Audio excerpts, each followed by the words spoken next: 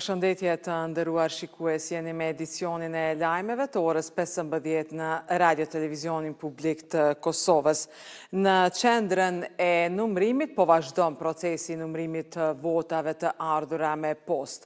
Zëdhënësi KQZ-s Valmir Elezi deklaroi se synojnë që deri nga mesi i javës ta përfundojnë numërimin e të gjitha pakove. Gjatë 2 ditëve të fundjavës janë numëruar të 10 nga 223 kuti votimi ku janë sistemuar pakot e supozuara me fletë votime nga votimi me post jashtë Kosovës. Synojmë që numërimi të gjitha fletë votimeve nga votimi përmes postës të përmbyllet në këtë mesjavë. Në përgjithësi, nga 85.790 pako të supozuara me fletë votime që janë tërhequr nga kutit postare të KQZ-s jashtë Kosovës, në procesin e numërimit do të përfshihen 82.809 pako të tilla dhe vetëm pasi zarfi të hapet nga ekipet e numërimit do të dihet me saktësi nëse brenda këtyre zarfeve është edhe fletë votimi i cili pastaj i nështrohet procesit të numërimit. Ndërkaq në numërim nuk do të përfshihen 2.891 zarfe, të cilat janë refuzuar nga shërbimi votues, pasi nuk e kanë kaluar procesin e verifikimit. Ministra në detyre drejtësisë Donika Gërvalla ka deklaruar se lëvizja vetëvendosje dhe partnerët e saj do të presin certifikimin e rezultateve përfundimtare të zgjedhjeve para se të marrin qëndrime lidhur me bashkëpunimet politike apo procesin e zgjedhjes së presidentit. Këto komente ajo i bëri në hapjen zyrtare të javës për ndihmë juridike falas. Nuk i kemi ende rezultatet përfundimtare të certifikuara. Kur ti kemi rezultatet e certifikuara, do të shohim se cilat janë mundësit që na ofrohen.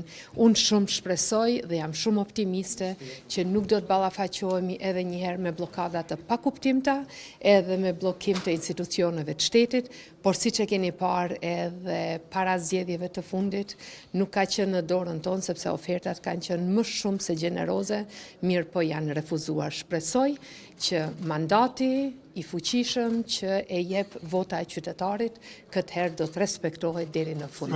Ju faleminderit. Po nuk diskutojmë na as për vijat kuqe, as për koalicione të cilat do t'i shohim pasi të kemi marrë rezultatin përfundimtar të certifikuar me qëllim që ta dim cili është mesazhi i qytetarëve. Gjykata themelore në Prishtinë ka shpallur aktgjykimin dënues ndaj Yusri Selimit, duke dënuar me 6 vjet burgim për veprën penale të spionazhit. Aktgjykimi u shpall të hënën nga kryetari i trupit gjykues Leon Përlaska së bashku me anëtarët e trupit gjykues Medje Bytyqi dhe Kushtrim Shyti. Gjykata gjithashtu e obligoi atë të paguajë 100 euro për paushallin gjyqësor dhe 50 euro për fondin për kompensimin e viktimave të krimit. E gjykata themelore në Prishtinë u ka caktuar masën prej 1 muaji para burgim 5 të arrestuarve në ndyshimin se kanë marrë pjesë në masakrën e Reçakut. Sipas prokurorisë speciale, të arrestuarit kanë qenë pjesëtarë të njësive speciale të policisë së Serbisë dhe janë identifikuar pas hetimeve disa mujore.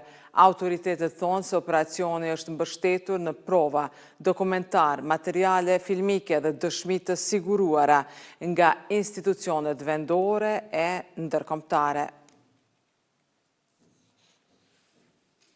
Policia e Kosovës ka njoftuar për statistikat e përgjithshme për 24 orët e fundit, gjatë të cilave janë regjistruar 10 aksidente trafiku dhe janë shqiptuar rreth 2.000 gjoba për shkelje të rregullave në komunikacion. Sipas raportit policor, gjatë periudhës raportuese janë shënuar 2 aksidente trafiku me fatalitet, 23 me persona të lënduar dhe 14 të tjera me dëme materiale. Gjatë kësaj periudhe kohore, policia njofton se ka arrestuar 27 persona për vepra të ndryshme penale, ku 19 prej tyre janë dërguar në mbajtje.